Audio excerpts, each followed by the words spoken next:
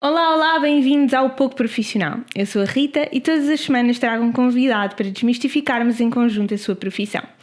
Antes de apresentar o convidado de hoje, convido-vos a vocês a subscreverem e a gostarem já do episódio para não se esquecerem logo no início e podem partilhar também o episódio com quem vocês acharem que faz sentido. Então, vamos já começar. Antes de vos apresentar o convidado, temos aqui algumas perguntas rápidas. Qual é que é o teu job title? A versão curta, nutricionista. É verdade que uma nutricionista não pode publicar aquelas fotografias do antes e depois? Sim, é considerado pouco ético e até pela ordem, sobretudo identificando a pessoa, não é de todo recomendado e permitido. Deixo aqui este um segundo de silêncio para vocês verem todas as nutricionistas que vocês seguem que fazem isso. Olha, como é que te sentes por todos acharem que são assim um mini nutricionista? Olha, esse é um dos principais desafios de um nutricionista, porque a nutrição mexe com a comida todos comemos, portanto todos temos opinião sobre a comida e sobre o que é que faz bem e o que é que faz mal. Portanto, eu acredito que um dos maiores desafios da nossa profissão é efetivamente lidarmos com isso, com o Dr. Google, com as pessoas que ouvi a minha prima que tem um plano e que funciona super bem, com toda a informação que vemos na internet que nem sempre é válida e verdadeira. Certo. Portanto, a internet felizmente traz-nos muita informação, mas no campo da nutrição também nos traz muitos mitos e preconceitos. Olha, diz-me uma profissão que tu não sabes na prática, o que é que essa pessoa faz? Há muitas profissões que não faço ideia o que é que se fazem nelas, sobretudo muitas ligadas à área financeira ou, sei lá, business intelligence, coisas assim mais técnicas. E como eu sou desta área das ciências, algo mais palpável, para mim às vezes torna-se complicado tentar perceber o que é que essas profissões no fundo fazem. Olha, numa palavra, trabalhar com alimentação é um prazer constante. Eu gosto muito. Bom, neste momento temos duas pessoas sentadas neste sofá transparente. Uma especialista em nutrição, com estudos e com conhecimento atualizado ao minuto. E depois temos aqui a especialista do achismo. Aquela especialista que acha que percebe de alguma coisa de nutrição porque ouviu num sítio qualquer que não sei o que faz mal ou faz bem. E portanto, mas isto somos todos nós assim um bocadinho, não é? E portanto, hoje vamos descobrir como é que é a profissão do nutricionista e o que é que são estes mitos ou não da alimentação. Bem-vinda! Obrigada! Obrigada, Rita. Obrigada eu por participares. Olha, vamos começar aqui com uma pergunta bem simples, que é: explica, como se eu fosse uma criança de 10 anos, aquilo que tu fazes. Então, eu basicamente ensino as pessoas a comerem melhor. Eu faço consultas de nutrição, portanto trabalho na área de nutrição clínica a dar consultas de nutrição, mas também, e grande parte da minha atividade profissional tem a ver com a consultoria em projetos de nutrição e alimentação, na área da alimentação coletiva e restauração. Portanto, imagina cantinas, os refeitórios das escolas, dos hospitais, das empresas. Tentamos transformar em restaurantes e melhorar a oferta e trabalhar em projetos interessantes à volta disto. Antes de entrarmos por aí, portanto, quando tu tinhas 18 anos, decidiste tirar a licenciatura em Ciências da Nutrição e Alimentação. Como é que chegaste a esta conclusão aos 18 anos? Olha, não foi logo o inicial, porque eu inicialmente até entrei noutro curso que não nutrição, porque queria e porque achava que seria interessante, que era Biologia na altura. Depois, ao fim do primeiro semestre, percebi que não era bem aquilo. Eu, antes de entrar em Biologia, já estava indecisa entre Nutrição e Biologia, portanto depois acabei por mudar de curso, porque eu gostava muito, até o 12º, gostava muito da parte de saúde, a parte humana, de Biologia, enfim. E lembro-me que no Natal, nas férias, a estar para os exames todos em Biologia, estava a estar Matemática, Geologia, tudo que não tinha a ver com aquilo que eu gostava. Certo. E então, depois de ter estado para os exames, disse, se calhar amanhã não vou voltar e não vou acabar agora este semestre, vou-me focar em mudar para nutrição. Depois, a vontade e o interesse pela área da nutrição, eu acho, por acaso não sei se já partilhei isto ou não, mas eu acho que isto até tem a ver um bocadinho com o meu pai. O meu pai em casa sempre foi uma pessoa muito saudável, de ter muito cuidado com o que comíamos em casa, de termos sopa em todas as refeições. Seria impensável comermos alguma coisa menos saudável sem ter sopa no início da refeição. Aquela pessoa que ainda hoje me liga e se calhar não falamos há 3 ou 4 dias, mas a primeira coisa que me pergunta é: então, já comeste? E o que é que comeste? Portanto, eu acho que inconscientemente tem a ver um bocadinho por aí o meu interesse pela área da nutrição e por depois Além disso, sou uma pessoa muito ligada às pessoas e ter contacto, portanto acho que é uma profissão que me permite também fazer isso. Continua também muito ligada, acho eu, à biologia, pelo menos na fase em que estavas a estudar. Eu acho que muitas pessoas não têm noção de como é que é a licenciatura de nutrição, mas vocês estão ali a estudar as células e a composição dos alimentos. Não é propriamente... Há muitas pessoas que eu acho que não têm muita noção da complexidade e seriedade que é a licenciatura de nutrição e acham que é só fazer ali a dieta normal. Isso é o final quase da licenciatura. Porque a base da nutrição, portanto, por um lado é perceber a composição dos alimentos, como estavas a dizer, por outro lado é perceber o funcionamento do organismo. Portanto, desde anatomias e bioquímicas, biologia celular e molecular, nós tínhamos isto tudo nos primeiros anos da faculdade, foi mais à base disto, portanto, é tentar ligar estas duas áreas e do impacto que a alimentação tem no nosso organismo. No fundo é isto, sim. E continuares sempre a gostar do teu curso. Sim. Tudo o que é área de ciência e da saúde, acho que se tem que ter um gosto especial por aquilo que fazemos, porque temos de estar em constante atualização e o que era antigamente, e sobretudo na área da nutrição, como sabes, que há muitas coisas que mudam, obviamente por conhecimento, por estudos novos que saem, e que é um bocadinho ingrato também para nós profissionais, porque às vezes nos dizem, então, mas sei lá, antigamente comer ovos fazia mal e hoje é tão saudável, não é? Há muitas coisas que vão mudando com o tempo, mas também tem a ver porque cada vez são mais estudados e há mais estudos à volta disso. Como é que tu consegues manter atualizada? Ou seja, estás sempre a tirar cursos, tens que estudar constantemente? Acho que a primeira premissa será sempre essa, ou seja, tem que partir um bocadinho de nós, até porque nós sabemos que se não estamos atualizados, a nossa prática profissional, não é? Nós vamos logo, se temos uma consulta, temos, sei lá, alguma patologia que não tenhamos conhecimento e que não nos queiramos atualizar nessa área, acabamos por depois ficar um bocadinho na mão sem poder ajudar os nossos pacientes. Portanto, se nós gostamos de fazer bem e trabalhar bem, se eu gosto de ver melhorias nos meus pacientes, eu tenho que me manter atualizada. Há cursos, obviamente, mesmo algumas associações, a Ordem dos Nutricionistas também promovem que são interessantes também para nos mantermos atualizados dentro do nosso núcleo de profissionais. Outros externos, mas é um bocadinho, e obviamente ler artigos, naturalmente.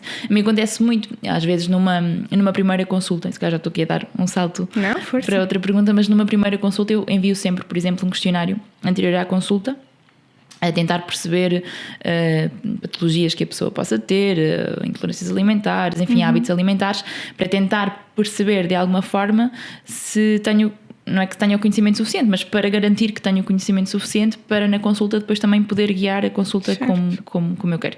E confesso que às vezes há temas que tenho que ir recuperar e tentar perceber qual é que é o plano de ação mais atualizado para se poder implementar. Portanto, tenho essa prática precisamente também por isso. E tu achas que isso é uma prática comum com todos que têm a mesma profissão? Sim, eu acho que há diferenças, obviamente, como em todas as profissões. E às vezes nem é só uma questão geracional, não é?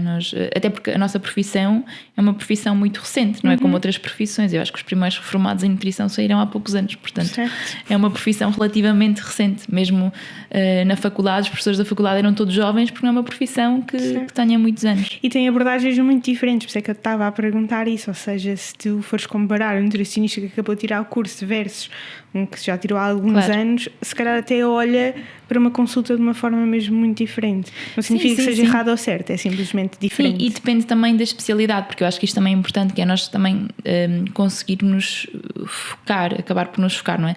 Tu na medicina depois acabas por tirar uma especialidade e focas nessa especialidade. E na nutrição nem por isso, ainda não acontece isso, não é? E nós sabemos que se calhar um nutricionista que trabalha e tem muitos pacientes com saúde intestinal, patologias gastrointestinais, muito focado à volta disto, se calhar não pode ser o mesmo nutricionista que atenda uma criança de 3 ou 4 aninhos ou que esteja a fazer a introdução alimentar dos bebés. Se calhar não faz sentido. A mim também faz sentido tentarmos focar em áreas que nos dão prazer e que nos dão gosto, mas também para conseguirmos dar uma melhor resposta aos nossos pacientes, não é? Se eu quero fazer e trabalhar em todas as áreas, acabo depois por ter alguma dificuldade em conseguir ter mais conhecimento da minha área. Vamos entrar no que é que tu fazes dia a dia, mas antes disso eu tenho muitas cosquices e muitas perguntas para fazer antes de percebermos como é que tu divides o teu dia. Se nós estivermos aqui a falar sobre a sociedade portuguesa, quais é que tu achas que são os principais problemas na alimentação de uma família portuguesa? Eu acho que hoje em dia nós temos cada vez vidas mais caóticas e as famílias têm menos tempo para se dedicar a ter uma alimentação equilibrada ou a cozinhar em casa. Esse seria assim o primeiro ponto que mudou em poucos anos, não é? Se nós olharmos para a geração, se calhar, dos nossos pais ou anterior, a comida era algo muito mais presente. Hoje em dia, devido às nossas atividades profissionais, ao dia a dia, que tudo é um stress, andamos para trás e para a frente, o que eu acho que me levanta assim mais questões será isso, é a falta de tempo para cozinhar e depois também conhecimento, porque obviamente se depois não treinamos isto, não é? Acaba por se verificar depois não termos conhecimento, nem saber como fazer, recorrer muitas vezes a comida comprada fora, produtos processados, produtos prontos, que hoje em dia no supermercado há uma infinidade deles, ainda bem que existem para tentar colmatar aqui uma falha deste lado, mas acaba por ser uma pescadinha de rabo na boca, não é? Em alguns países, principalmente nos Estados Unidos e também no Brasil, é muito comum, antes de eles irem a uma consulta de nutrição, fazer-se, por exemplo, testes de genética e muitas análises antes de se ir a uma consulta, e antes de se pensar sequer no que é que podem recomendar como um plano alimentar. Mas isso não é muito comum em Portugal. Como é que tu vês isso e se achas que faz sentido sequer que isto comece a ser uma prática em Portugal? Sim, eu acho que é essencial. O que acontece diferente do Brasil, por exemplo, é que o nutricionista em Portugal não pode prescrever análises. Enquanto o médico sim. No Brasil o nutricionista pode fazer isso, portanto logo aí há uma diferença, não é? Certo. Entre a nossa profissão. Eu nas consultas peço sempre aos pacientes para tentarem trazer análises, muitas vezes até identificamos quais é que são os parâmetros que gostaríamos que sejam avaliados e o paciente junto do seu médico de família, por exemplo, consegue obter as análises, e até é algo que há sempre bom retorno do outro lado, que é estas análises foram pedidas pelo meu nutricionista, se conseguir passar, portanto acaba por ser interessante. Depois, os testes de nutrigenética, eles também já chegaram cá. Nós aqui na Nutrialma, por exemplo, também os fazemos. Acho que acaba por ser uma boa parte do futuro da nutrição, na personalização, de cada vez tentarmos ir mais ao detalhe do nosso paciente e olharmos para o paciente que temos à frente de uma forma diferente e com um conhecimento bastante mais amplo, mas são interessantes. Infelizmente no mercado existem muitos testes com pouca validade científica. Os testes de genética são um bocadinho diferentes, não é? Dizem-nos basicamente a predisposição que os nossos genes nos dão com alguns tópicos relacionados com a alimentação e com o nosso organismo. Portanto, são interessantes e são válidos, sim. E notas uma grande diferença entre os pacientes que te fazem esses testes e tu tens um acompanhamento versus que não fazem os testes, e obviamente dás um acompanhamento, mas sem esses dados? Sim, olha, o teste nunca é um teste diagnóstico, portanto isto é importante também ser logo transmitido ao nosso paciente, não é? Não é um teste genético que nos vai dizer o que é que nós temos e o que é que nós não temos, não é? É um teste que nos diz que geneticamente temos uma predisposição, por exemplo, para metabolizar de forma diferente a cafeína, por exemplo. E o paciente, ao ter essa informação na mão, consegue se calhar fazer de forma diferente. Eu, por exemplo, fiz o meu teste de nutrigenética, sou um bocadinho viciada em café, não devia dizer isto, mas eu sou um bocadinho viciada em café e bebia café à noite e pensava eu que dormia super tranquila e super bem. Às vezes tinha insónias e não percebia o porquê, porque não tinha bebido, outras vezes bebia e continuava a ter insónias, enfim. E quando fiz o teste de nutrigenética dava uma predisposição um bocadinho elevada para, lá está, metabolizar de forma diferente a cafeína, e a cafeína fica ali muito tempo na corrente sanguínea. E deixei de beber café depois do almoço, e a verdade é que as minhas insónias reduziram drasticamente. Portanto, não era nada que eu se calhar não pudesse já ter percebido e testado, mas a verdade é que nos dá, se calhar, ajuda ao nutricionista e o paciente em consulta a definirem estratégias, mas não é um teste de nutrigenética que vai fazer a diferença, porque o esforço tem que ser exatamente o mesmo com ou sem o teste, não é? As mudanças têm que ser exatamente as mesmas com ou sem o teste. Agora, cria um compromisso maior, até porque o teste de nutrigenética tem um preço elevado e acredito que as pessoas dispostas a pagar esse preço também têm um compromisso muito maior com elas próprias e com o nutricionista em fazer acontecer. Portanto, acho que é uma ferramenta útil, mas é uma ferramenta complementar. A consulta de nutrição nunca poderá ser baseada num teste genético. Olha, qual é que é a tua opinião sobre nutrição funcional? Acho que depende como é que utilizamos o chavão nutrição funcional. Funcional, ou seja, tem que ser alguma coisa que não trate uma doença, mas sim que ajude a prevenir qualquer tipo de situação. E portanto, eu acho que essa premissa é algo bom, não é? É nós olharmos para a nutrição não apenas para querermos emagrecer ou para querermos melhorar qualquer questão gastrointestinal, por exemplo, mas sim de forma a que nos possa trazer algum benefício e não na parte de tratamento, não é? Na parte de curar. Portanto, a partir daí acho que é ótimo. E cada vez mais nós temos pessoas em consulta que vêm à consulta simplesmente porque, olha, eu quero melhorar a minha saúde, quero perceber se vitaminas e minerais têm algum déficit, como é que eu me posso alimentar melhor. Há alguns alimentos que podem potenciar, obviamente, portanto, a saúde num todo. É um bocadinho... nós hoje em dia vemos muitas publicações e muitas coisas sobre determinados alimentos, mas a verdade é que há poucos estudos que mostram que determinado alimento tem um efeito direto na nossa saúde. Mais do que determinado alimento ter um efeito direto na nossa saúde é termos uma alimentação equilibrada como um todo, e aí entram todos estes bons alimentos e estes alimentos funcionais que se fala muito, mas que também podemos incluir outros alimentos, se calhar conhecidos como menos saudáveis, não é? Desde que sejam feitos de uma forma controlada em frequência e em porção, e isso faz-nos ter uma alimentação saudável, que é aquilo que é o promotor de depois termos a saúde completa. Portanto, a nutrição funcional depende muito de como se utiliza o chavão. Tudo o que for de olharmos para a nutrição como uma estratégia de prevenção para garantirmos a nossa saúde a longo prazo, ótimo. Se nós olharmos para, ok, vou comer um shot de cúrcuma e gengibre porque isto é um alimento funcional, já não, se calhar já não, porque não é isso que vai fazer a diferença. O que vai fazer a diferença é a alimentação como um todo. E infelizmente é aquilo que vende. Shots de beterraba, ou agora tenho que tomar o pozinho verde, não sei do quê, e as pessoas não sabem muito bem porque é que estão a tomar aquilo, mas como é super alimento, e já vamos aí essas coisas mesmo. E por acaso dei um mau exemplo, porque eu digo curcuma em vez de curcuma e portanto é logo um mau exemplo que eu dei. Então olha, vamos agora dar aqui um passinho naquilo que tu fazes no dia a dia para não perder as pessoas que vieram ouvir isso, e depois eu já entro aqui outra vez com as minhas cosquices e curiosidades todas, que eu acredito que ainda vão surgir muito mais depois de tu dizes o que é que fazes.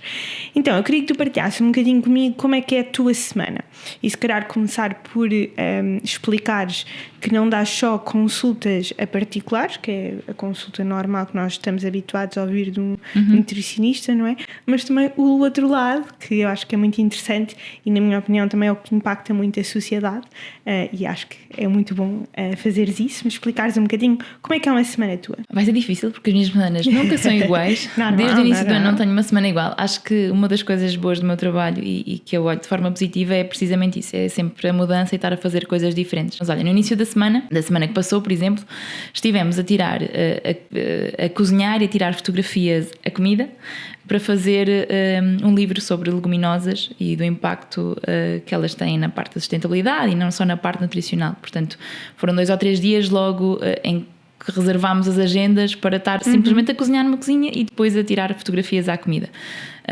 E que é muito giro, dá muito trabalho, não é? E somos nós a cozinhar e depois temos um fotógrafo a fazer a parte toda da imagem e depois o que é que fica bonito, o que é que não fica, como é que podemos apresentar os pratos. Portanto é giro, e fazemos isso sempre que temos assim algum projeto ou até para alimentar as nossas redes sociais. Muitas vezes acabamos por fazer estes encontros para depois partilharmos receitas, por exemplo. A meio da semana fizemos um meeting, um encontro com a equipa comercial de um dos nossos clientes.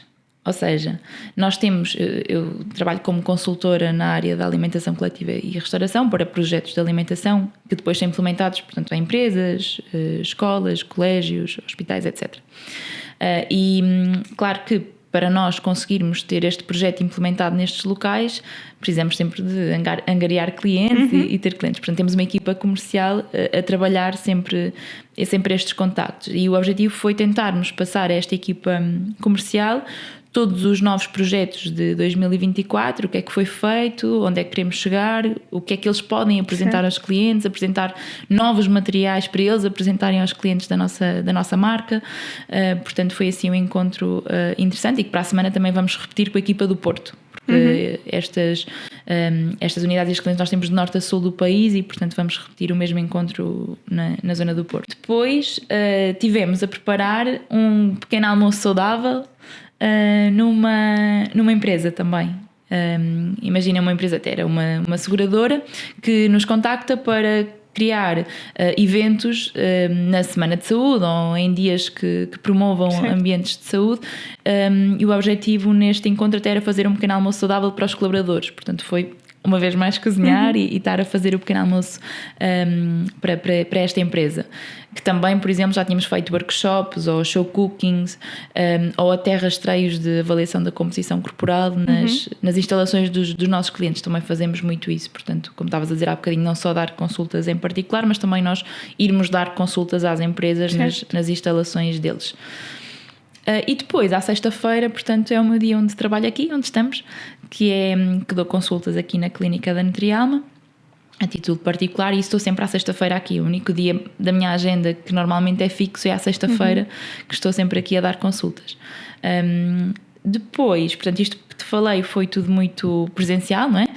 Quando estou em back-office, que acaba por acontecer, ou seja, quando estou em teletrabalho, faço mais trabalhos de back-office, que acaba por acontecer 1 ou 2 dias por semana, e aí estou a fazer emendas, a fazer fichas técnicas, que são as receitas que damos, portanto, nos espaços e nas unidades onde trabalhamos, para saberem efetivamente o que é que têm que fazer, é a receita passo a passo, basicamente, a fazer artigos e conteúdos para redes sociais, ou para site, ou para divulgar até com os nossos clientes, ou fazer propostas comerciais, portanto, com a marca com que trabalhamos, ou até, por exemplo, gravar um podcast, que vamos gravar esta semana, também temos um podcast da marca, e que vamos fazer agora mais um episódio, portanto, para a próxima semana. Por isso acaba por ser assim, acho que não me esqueci de nada, provavelmente sim, mas acabam por ser assim várias tarefas diferentes. Semanas bem intensas. Sim. Olha, e se nós pensarmos aqui numa consulta das que tu dás à sexta-feira, não é? Que é para as pessoas conseguirem situar um bocadinho mais, como é que é, em termos assim, módulos gerais, uma consulta de nutrição? Portanto, estás a dizer, a pessoa vai marcar a sua consulta, antes de vir tu envias um questionário para tentar saber um bocadinho mais sobre a pessoa, não é? E se tem algumas doenças associadas, e mais, como é que são os outros passos? Eu acho que isso seria bom toda a gente vir uma vez na vida a uma consulta de nutrição. As pessoas acham que é só quando temos algum problema que temos que ir a uma consulta de nutrição, e a consulta de nutrição, eu digo isto muitas vezes aos meus pacientes, interpretem a consulta de nutrição quase como aulas, de aprendermos a comer, de conseguirmos ter hábitos melhores a longo prazo, e acho que isso é o mais importante, e fico muito satisfeita quando isso acontece no final da consulta, que é a pessoa, ok, já leva aqui alguma informação importante para eu aplicar no meu dia-a-dia. Voltando um bocadinho aqui ao início, portanto, envio o questionário, peço análises também, seja na primeira ou na segunda consulta, portanto, para depois podermos também avaliar as análises bioquímicas, e depois na consulta tento perceber os horários, os hábitos alimentares, os gostos, as preferências, o que é que a pessoa come, o que é que não come, quais é que são as maiores dificuldades. Portanto, tento fazer um registro bastante detalhado daquilo que é o dia-a-dia da pessoa, não é? Quando pedimos a alguém para nos dizer o que é que comes normalmente, não é? É muito difícil termos uma resposta, mas de certa forma tentar fazer aqui um apanhado de horários e do dia-a-dia da pessoa.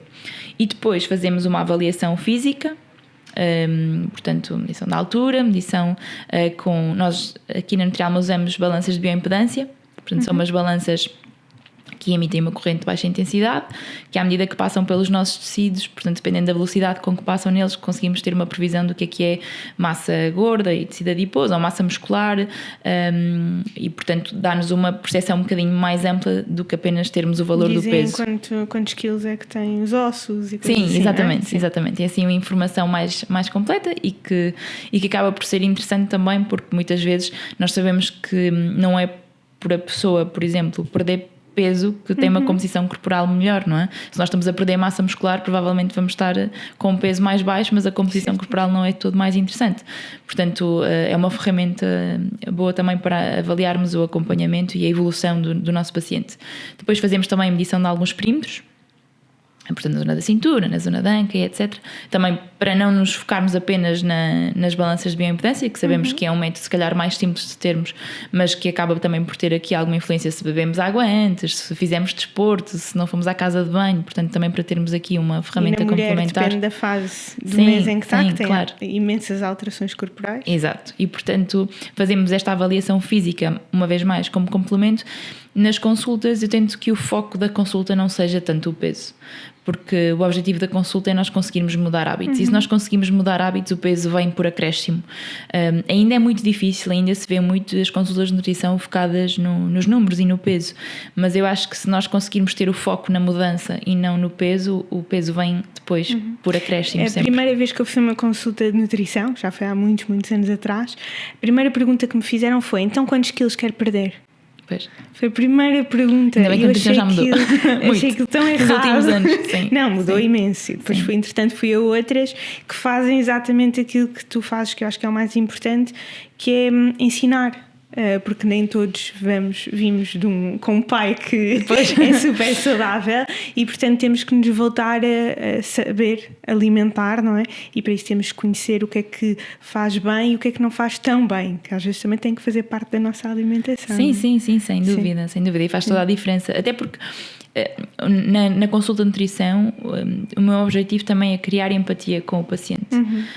Nós sabemos que a nutrição é uma dor constante, ou um problema constante que as pessoas trazem quando vêm à consulta de nutrição, ou seja, quando querem fazer uma mudança, mas que felizmente a nutrição e a alimentação não é apenas para sobrevivermos, como já foi no passado, não é? É uma questão social. Portanto, e na nossa cultura é isso que eu ia dizer, na nossa cultura ainda por cima. Exato, que é tudo qualquer festejo é sempre à volta de uma mesa, portanto, mais ainda. Mas isto acaba por acontecer de um modo geral em todo o mundo, não é? Nós achamos que nós portugueses é que fizemos à volta de uma mesa, mas uns mais, uns menos, mas isto acontece de forma geral.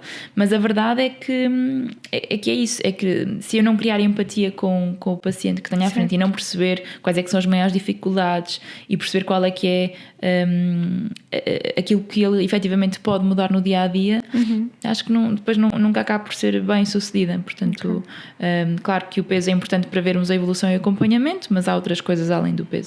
Portanto, depois de fazermos a avaliação física e antropométrica, depois sentamos e basicamente é um jogo de cintura de negociar o que é que podemos fazer para alterar ou não e para termos obviamente uma alimentação mais equilibrada. Aquilo que estava a dizer há bocadinho, não é? Que é rara a vez que eu trabalho para os 100%, ou seja, eu sei que este plano seria ideal para esta pessoa e que ela iria ter os resultados de forma muito mais rápida, mas se eu sei que isso vai ser uma dificuldade e que provavelmente não vai conseguir cumprir e não vai conseguir manter a longo prazo, eu não vou fazer isso. Prefiro trabalhar de uma forma se calhar mais simples e até com mais algumas permissões, não gosto muito destas palavras, mas assim, mas sabendo que a pessoa vai cumprir e vai conseguir fazer. Portanto, tentar dar ferramentas, e aquela história de não dou o peixe mas ensina a pescar, não é? Que não é dizer é isto que vais comer de segunda à terça, quarta, não, é tentar a pessoa saber, ok, se eu vou ter um jantar, a minha nutricionista disse-me que eu no jantar, fora com amigos e num convívio, ok, se calhar não é aquilo que eu tenho no plano, mas consigo fazer, o que é que eu posso fazer para isto correr da melhor maneira possível. E é um bocadinho trabalhar esta parte que é fora do papel, porque o plano alimentar e o papel depois segue, não é? Mas é tentar trabalhar a pessoa ter ferramentas e saber em qualquer situação como é que pode minimizar o impacto que esses eventos podem ter. Portanto, acaba por ser um bocadinho por aí. Sim. Tenho muitas questões, mas só para concluir, claro. Então, depois a pessoa vai-se embora, volta passado um mês ou passado 3 semanas? Depende muito. E como é que é o arranque inicial dessa sessão quando já é a segunda vez? Só para a pessoa saber. Ok. Eu, na primeira consulta, por acaso, é raro deixar passar um mês, porque acho que é o tempo perfeito para a pessoa se motivar imenso, desmotivar, tentando que seja menos tempo. Sim. Depois, quando a coisa funciona e flui, até um mês, tenho vários pacientes que vêm só uma vez por mês e que funciona. No início, logo um mês, acho que... Mas isto, qual é que é o melhor timing? Da primeira para a segunda, 2 semanas, 3 no limite, acho que é o ideal.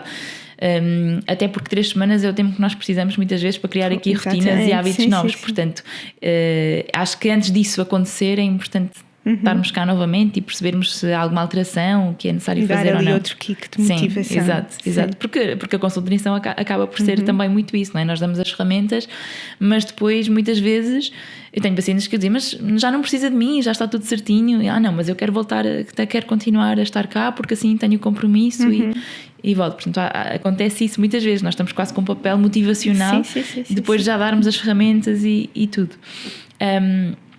Mas, portanto, na segunda consulta, quando a pessoa volta, tentar obviamente fazer uma avaliação, tentar perceber o que é que correu bem, o que é que correu mal, mudar o plano em função disso, e tirar dúvidas. É muito à base disto, tentar perceber quais é que foram as dificuldades e como é que depois isso se resolve. E acaba por ser depois também o acompanhamento nas consultas subsequentes, também isso, não é? Perceber também, obviamente, se há algum déficit nutricional, se há alguma questão que se possa depois resolver, seja através da alimentação ou de suplementos, mas acaba por ser este acompanhamento, e não só nas consultas, mas eu acho que também esse acompanhamento, de certa forma, seja por WhatsApp ou às vezes até pelas aplicações que nós temos para fornecer os nossos planos alimentares aos pacientes, acabam por criar aqui uma ligação entre paciente e nutricionista importante. Porque, lá está, a nutrição é de manhã à noite e as dúvidas vão surgindo no dia-a-dia, não é? Não é só apenas na consulta. Posso comer isto, posso substituir exato, isto. Exato. Então, diz-me uma coisa. Na primeira consulta, tu já sabes quem é que não vai cumprir aquele plano? Eu às vezes fico surpreendida. Há um padrão que eu acho sempre curioso, porque senhores assim um bocadinho mais velhos que vêm à consulta de nutrição por vontade própria são os mais rigorosos e os que cumprem tudo certinho. As senhoras já acaba por ser ali um bocadinho diferente, mas sim, consigo às vezes perceber, nem é tanto não cumprir, mas é se calhar não cumprir tanto, não é?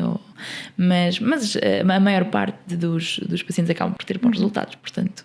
E existe algum padrão de dificuldades de cumprir? Por exemplo, tu, em termos genéricos, para Portugal, tu olhas, já sabes, a maior parte das pessoas não bebe água, a maior parte das pessoas precisa do seu pão matinal, a maior parte, se tens assim coisas que é o ABC, ou seja, a maior parte das pessoas pede, não me tire este pãozinho de manhã, por favor. Sabes que eu trabalho também muito ao contrário, que as pessoas que vêm e dizem, olha, eu já tirei o pão de manhã. Portanto, eu às vezes tenho que fazer o trabalho inverso, que é, então vamos voltar a comer pão. Porque, lá está, eu sinto muito que as pessoas vêm com... Muitas pessoas que vêm à consulta de nutrição já foram a 40 nutricionistas antes, não é? E que já foram tirando com cada um deles inputs e coisas diferentes. E, portanto, às vezes tenho mesmo que dizer, olha, esqueça tudo o que aprendeu, eu sei que está certo e resultou nesse período, mas agora vamos tentar uma abordagem um bocadinho diferente. E é tentar fazer efetivamente que as pessoas esqueçam esses hábitos antigos e que, é que eu antigamente já tirava o pão, já não comia hidratos à refeição, já jantava uma saladinha com um peixe grelhado. Portanto, às vezes também tenho que fazer o trabalho inverso, que é tentar então pôr as pessoas a comer mais. Disso, se quiseres, podes olhar ali para a câmara, que eu acho que é o que eu encontro mais, que é pessoas que acham que vão começar uma dieta, então a primeira coisa que fazem é, não vou comer mais arroz nem massa. Claro, porque nós não conseguimos manter uma alimentação e um plano alimentar sem hidratos de carbono a longo prazo. Isso é um plano que funciona durante 1 semana, 2 semanas, 3 semanas, mas depois desse período é insustentável nós conseguirmos comer a saladinha com o peixe, ou com a carne, ou com os ovos, ou com o que seja, sem termos acompanhamento. Até porque os nossos pratos, as nossas comidas tradicionais e os nossos eventos, o que mais temos são os hidratos de carbono. Certo. Já não estou a falar, obviamente, de saúde. Portanto, eles fazem parte, eles são a nossa fonte principal de energia e são importantes que lá estejam. Agora, é importante nós conseguirmos controlar a porção e a quantidade dos hidratos de carbono na refeição. Muitos dos nossos pratos tradicionais são massadas, arrozadas, portanto nós sabemos que são pratos efetivamente em que a quantidade de hidratos é muito elevada, certo, não é? Certo. E depois a quantidade de proteína e até legumes é mais baixa. Mas eles são importantes em todas as refeições para conseguirmos, lá está, uma vez mais, manter um plano a longo prazo. E se nós começamos por aí num plano alimentar, à partida vai durar 1, 2, 3 semanas, mas depois quando voltamos a introduzir os hidratos na nossa alimentação, porque precisamos deles e porque são a nossa fonte principal de energia, até para não ficarmos super irritadiços, depois acontece isso, não é? Andamos irritados, não nos apetece fazer nada, andamos cansados, tem muito a ver com isto. Da mesma forma. Exato, Sim. Tem muito a ver com isto. Portanto, eles são muito importantes e têm um papel muito importante no nosso organismo. Um plano alimentar bem pensado e criado, eles estão presentes, mas na quantidade certa. Isso tem que ser uma coisa ajustada em consulta.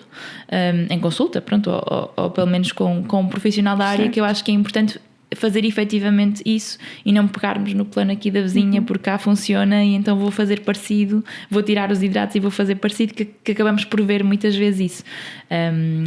Mas sim, e é aquilo que se vê mais até é isso. Isso, obviamente, ter uma alimentação, comer poucos legumes, também vejo cada vez mais que as pessoas comem muitas poucas verduras e legumes ou saladas nas refeições principais. A sopa, felizmente, ainda é um hábito que temos na nossa população, sim, cada vez, infelizmente, também menos, lá está, pela correria, por não ser prático levar para o trabalho uma sopa, como é fácil levarmos uma marmita com o resto, não é? Mas acho que essa parte dos hidratos é muito importante ser frisada, assim. Se tu tivesses que dizer a alguém, vá seguindo isto, mas eu quero aconselhar para o resto da sua vida, faça isto, é o quê? Gosto de cozinhar. Não, estou a brincar, não é? É bom querer e saber cozinhar para conseguirmos dar criatividade, mas eu acho que é importante sermos criativos na nossa alimentação, porque se não formos criativos é muito difícil nós conseguirmos ter uma alimentação saudável. Sim. E os legumes e as frutas têm tantas cores e tantas maneiras de os poder utilizar e de dar cor e sabor à nossa alimentação, mas eu diria que tentar ser criativo com a alimentação e não comer sempre as mesmas coisas, até porque comermos sempre as mesmas coisas implica termos as mesmas vitaminas e os mesmos minerais. Portanto, quanto maior for o leque de cores e de variedade de hortofrutícolas que incluímos na nossa alimentação, maiores são estas vitaminas e minerais que também obtemos. Aqui a especialista do achismo, o que vai dizer é bebam água. Pois, exato. Mas sabes que eu não posso dizer isso porque eu também não sou o melhor exemplo. Eu também não, mas sempre a dar conselhos. Damos conselhos. Sim. Olha, verdade. Só para fechar aqui o tema consultas. Nessa sexta-feira, quantas consultas dás por dia? Ou que isso se calhar vai depender de semana passada. Vou reformular. No máximo, quantas consultas é que dás por dia? Dar consultas é algo também para o nutricionista psicologicamente cansativo, não é? Porque estamos o dia todo também em contacto com pessoas e ouvir uma parte difícil, não é? Do dia a dia. As minhas consultas já variaram muito, portanto eu no início se calhar à sexta-feira até tinha a agenda mais ou menos livre, hoje em dia já tenho a agenda bastante preenchida, sobretudo porque dou um dia por semana, certo. E portanto acabo por ter a agenda quase cheia até ao final do ano, ou até dezembro. Mas não, pensa que se eu começo às 10 e acabo às 6, 7 ou 8 da noite, dependendo, as consultas de acompanhamento duram meia hora, as consultas de primeira vez duram uma hora e um quarto, mais ou menos. Portanto acabo por ter este período todo de consultas, teria agora que fazer a conta, exato. Mas o dia cheio seria combinações, isto. Sim. Exato, o dia cheio seria isto. Claro que se eu sei que vou estar cheia se calhar das 10 às 6, já tento não marcar tantas a seguir. Se tenho um intervalo se calhar de manhã maior ou um intervalo maior no período de almoço, se calhar consigo conciliar algumas consultas mais no final do dia, até para estar disponível, porque eu acho que é importante isto, não é? Não é só dar as consultas, é nós estarmos disponíveis e a 100%. Isso, essa disponibilidade mental é importante no dia das consultas. Sim. E tu depois das consultas tens que escrever relatórios? Aliás, eu durante a consulta vou sempre tirando notas do acompanhamento, vou sempre ajustando o plano. Também utilizo uma ferramenta que me dá algum apoio que é basicamente uma aplicação que permite aos pacientes acederem à aplicação, verem o plano alimentar, conseguirem mandar mensagens, conseguirem tirar dúvidas. Eu vou vendo e eles fazem check se estão a cumprir ou não estão. Eu vou vendo deste lado como é que a coisa está.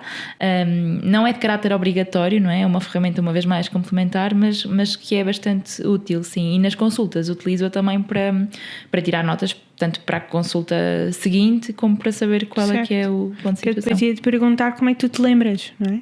Ou seja, se tu fizeres pelo menos 8 consultas ao dia à sexta-feira e só vais ter na outra sexta-feira, que se calhar é com as mesmas pessoas, não é? Sim. Como é que tu te lembras passado um mês o que é que fechaste com aquela pessoa? Não, eu tenho que escrever. Se calhar outras pessoas lembrariam-se. Eu tenho mesmo que escrever para conseguir acompanhar.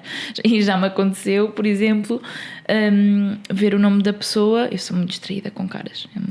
Sou muito distraída com caras. E já me aconteceu ver o nome da pessoa e estar a fazer um esforço enorme para tentar visualizar a cara da pessoa e não me lembrar, e só me lembrar quando a vejo na sala de espera, não é? Sim. E mesmo assim fico na dúvida, será que é? E chamo e diz, ok, já me aconteceu uma outra vez, portanto isso acontece sim, mas sim, tenho que ter esse registro para conseguir acompanhar, até não faço só o registro dos valores, faço o registro, portanto, das dificuldades, do plano, do que é que combinámos, do que é que não combinámos, portanto, para fazer esse acompanhamento, sim. E quando vocês estão a passar, desculpa, não vou falar no plural, quando estás a passar um plano alimentar, tens em consideração os recursos financeiros da pessoa?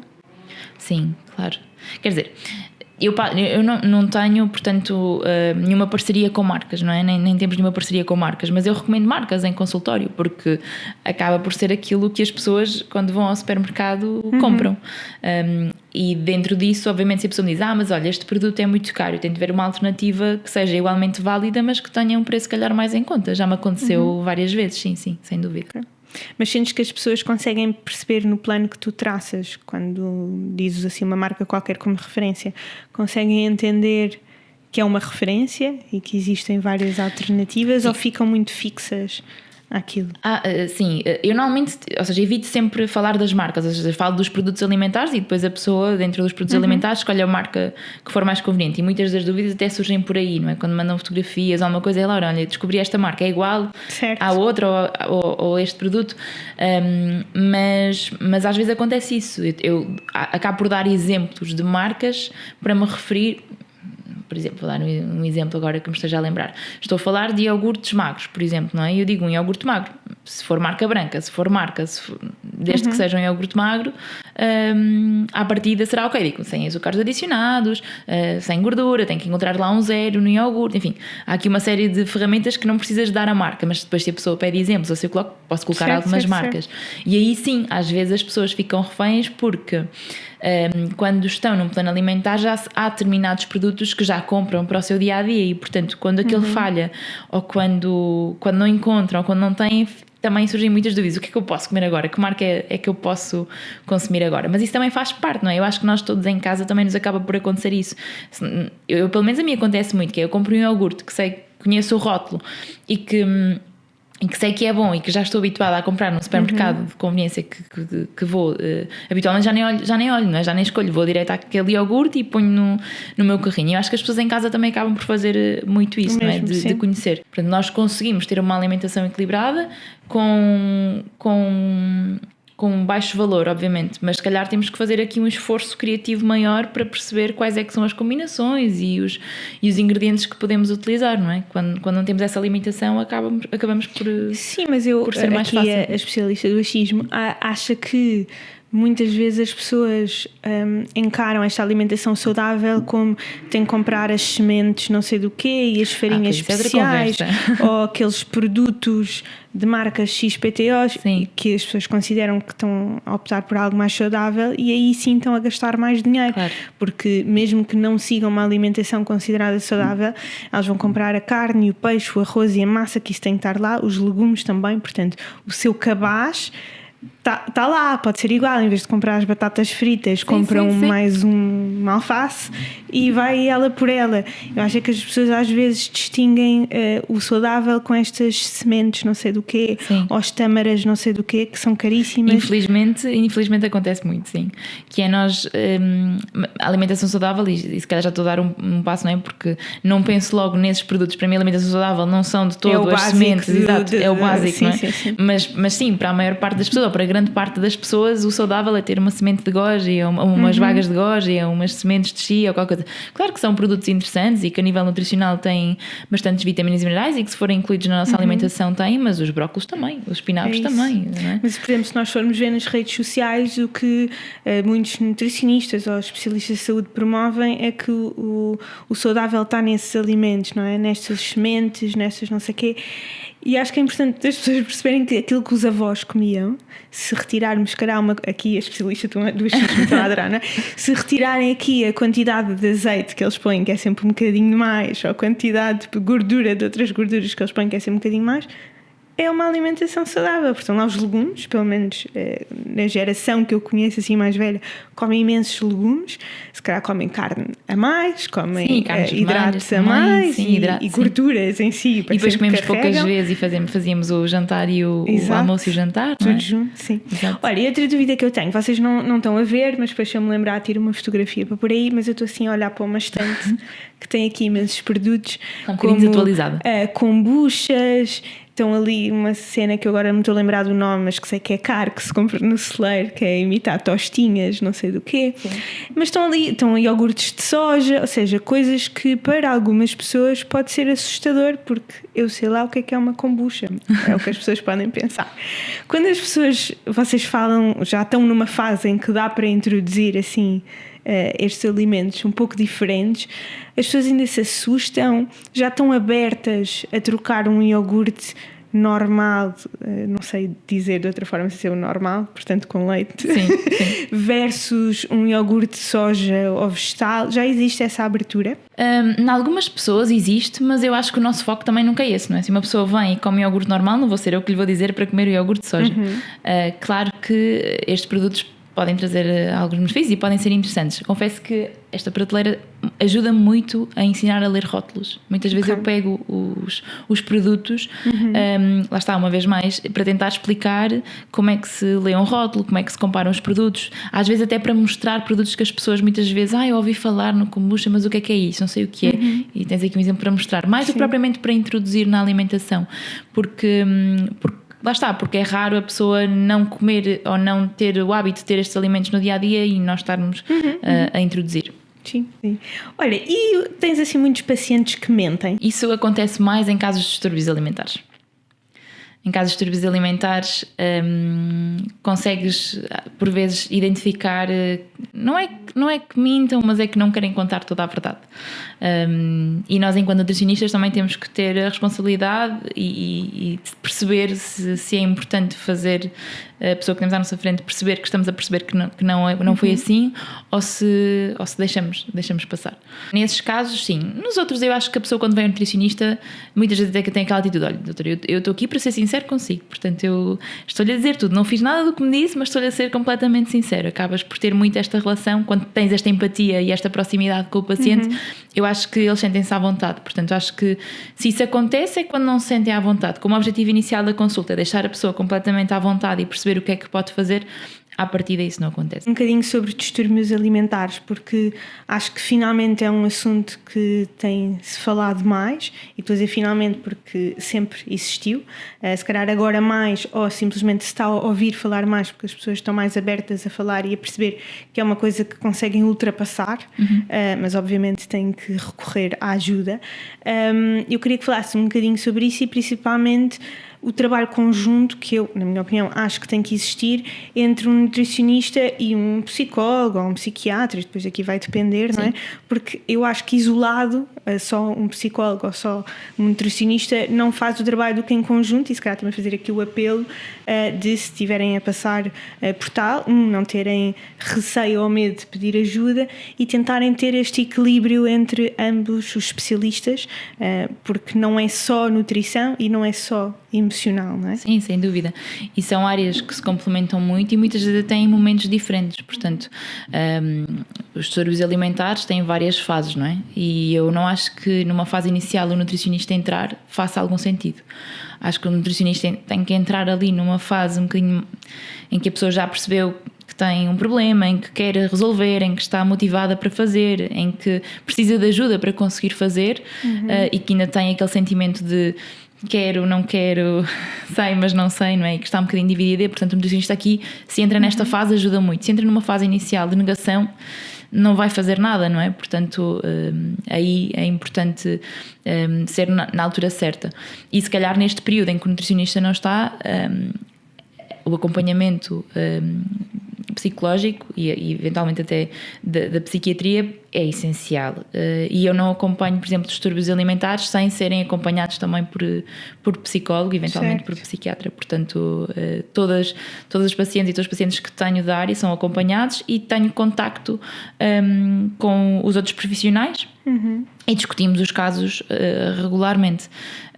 Portanto, falamos da evolução das consultas de nutrição, da evolução das consultas de psicologia, de qual é que é o plano de ação que queremos definir, porque só em conjunto é que conseguimos ajudar a pessoa. Se eu digo A e o psicólogo diz B, quando estamos a querer ajudar alguém a fazer algo diferente e a ter resultados, acaba por ser muito difícil. Portanto, sim, é sempre feito em conjunto. E os psicólogos também nos procuram muito nessa área, não é? De, ok, eu estou a ter resultados com o meu paciente, estamos a fazer uma evolução positiva, mas agora se calhar preciso aqui de uma ajuda adicional para a pessoa perceber efetivamente porque é que é importante ela fazer esta mudança e não só saber que tem que a fazer. Como é que alguém consegue perceber se está a passar por fome emocional ou fome fisiológica?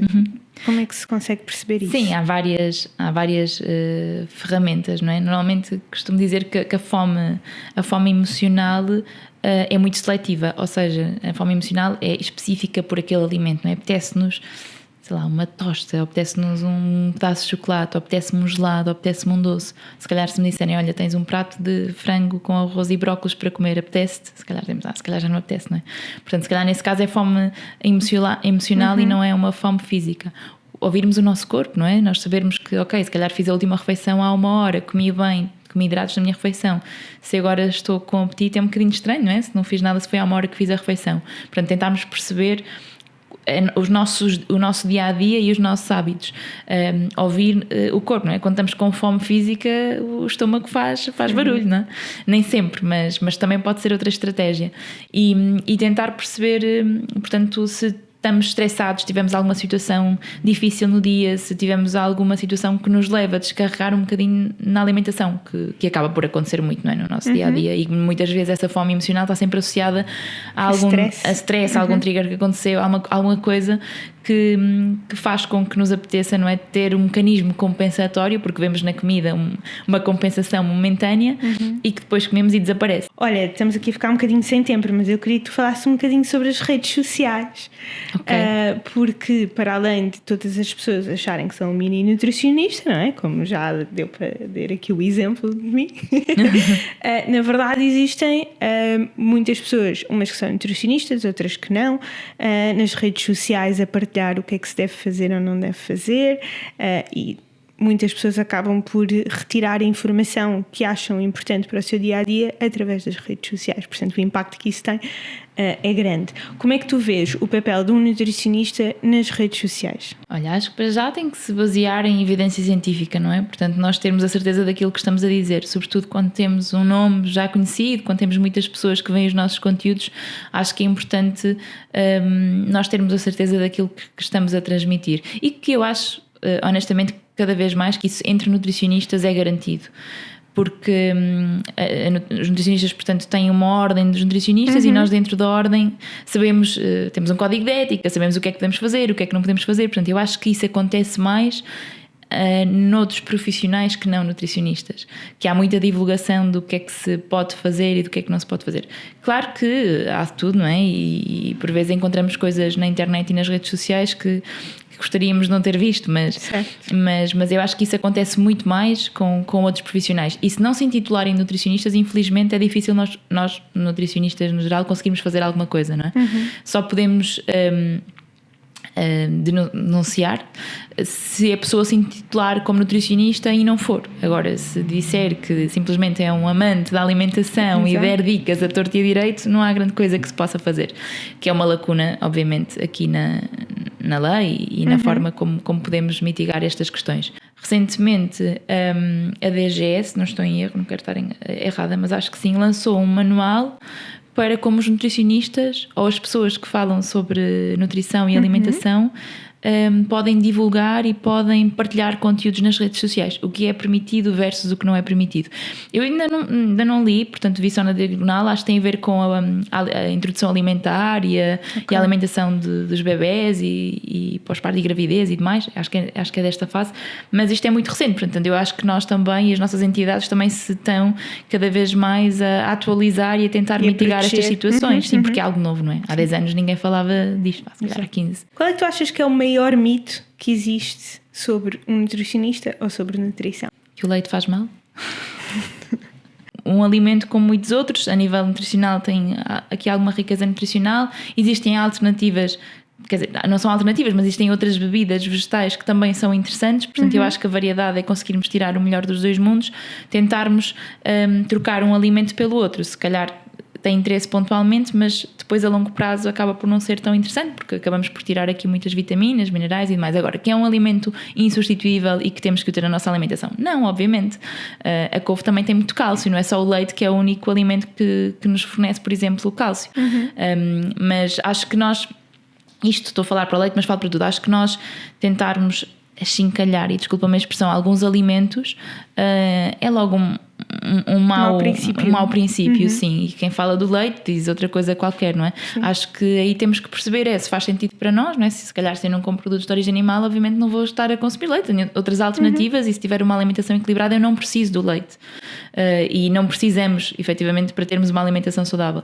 Mas há muita gente que deixou de beber, que gostava, e que deixou de beber porque ouviu que faz mal e passou às bebidas vegetais como substitutos. Sim. Olha, o que é que te deixa mais feliz no teu trabalho? Eu sou muito feliz no meu trabalho. Mas acho que na parte da clínica, como temos estado a falar um bocadinho mais disto, acho que o facto de ver mudanças nas pessoas deixa-me muito realizada, não é? E o que é que te deixa mais desanimada? Acho que os mitos da nutrição e as pessoas já trazerem muita informação para a consulta de nutrição e termos que estar sempre, não é, a tentar limpar e a tentar falar novamente desde o início, desde o zero, às vezes é um bocadinho cansativo, não é? Mas não é desanimada, às vezes até me dá motivação a querer continuar a fazer mais e melhor. Sim. Mas sim, diria isso. A profissão muitas vezes não ser muito valorizada. Existe algum ideal que tenha sido destruído? Eu quando fui para a nutrição, eu achava que nutrição era nutrição clínica.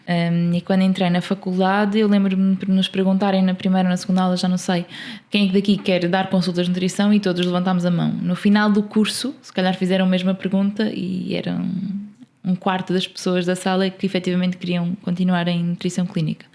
Portanto, hoje em dia eu gosto de dar consultas, mas eu sinto-me muito realizada também com a outra parte, porque eu acho que dar consultas tens que ter uma disponibilidade mental bastante elevada, e eu consigo fazê-lo porque tenho isso um dia por semana. Certo. Acho que o nutricionista que faça disso o dia a dia, acho que é capaz de ser muito cansativo.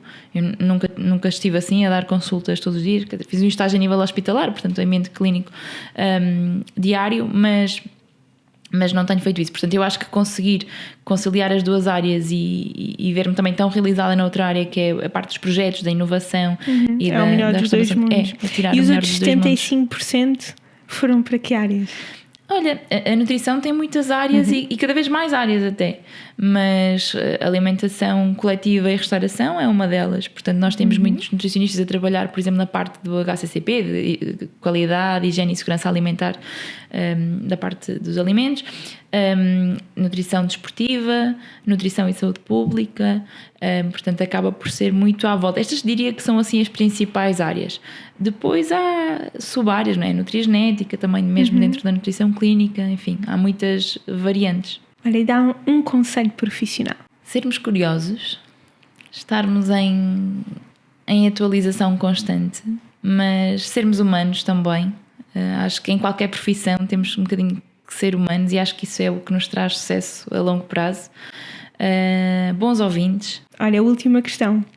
Qual é que é o teu maior sonho profissional? Eu acho que tenho assistido um bocadinho ao meu sonho profissional, honestamente. Porque o maior sonho é ver os projetos onde estou e mesmo a parte clínica crescer, não é? E acho que quando cresce é porque estamos a fazer um bom trabalho. E isso tem acontecido. Portanto, espero que continue a acontecer, seja na nutrição clínica, seja nos restantes projetos. E acho que isso é o que mais nos dá aqui algum conforto de pensarmos para o futuro. E não sei se queres convidar alguém a ir conhecer um quiosque em Lisboa novo. Sim. Isto é outro projeto. Abriu um quiosque muito giro em Lisboa. Queres falar um bocadinho sobre isso? Sabes, estava de férias com amigas e na loucura decidimos criar um projeto juntas. Inicialmente pensámos, ok, vamos fazer alguma coisa relacionada com uma festa, criar um evento, alguma coisa, e acabámos a abrir um quiosque em 2 semanas. Portanto, se quiserem visitar, é o quiosque Las Ganas, fica ali na zona do Arieiro.